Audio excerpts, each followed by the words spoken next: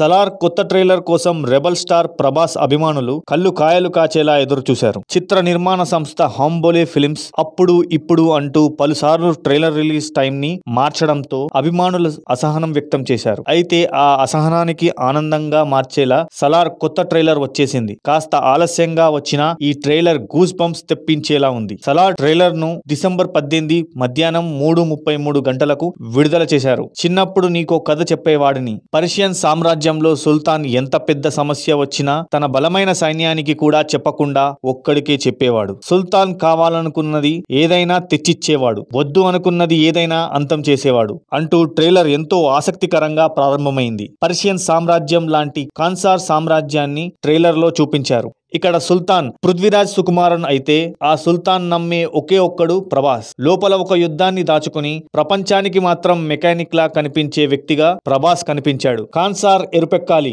Monday నిప్పుతోనైనా వీళ్ళ రక్తంతోనైనా అంటూ తన స్నేహితుడి కోసం ప్రభాస్ విధ్వంసాన్ని సృష్టించడం ట్రైలర్ లో చూడవచ్చు. కేజీఎఫ్ తరహాలో సలార్ లో వైలెన్స్ ఉంటుందని అందరూ భావించారు. కానీ తాజా ట్రైలర్ చూస్తుంటే కేజీఎఫ్ ని మించి ఎన్నో రెట్లు వైలెన్స్ ఉండబోతుందని అర్థమవుతోంది. ఇక కాన్సార్ వల్ల చాలా కథలు మారాయి, కానీ కాన్సార్ కథ మార్చింది. ఇద్దరు ప్రాణ స్నేహితులు బద్ధ శత్రువులుగా మారడం అనే డైలాగ్ తో ట్రైలర్ ను ముగించిన తీరు అదిరిపోయింది.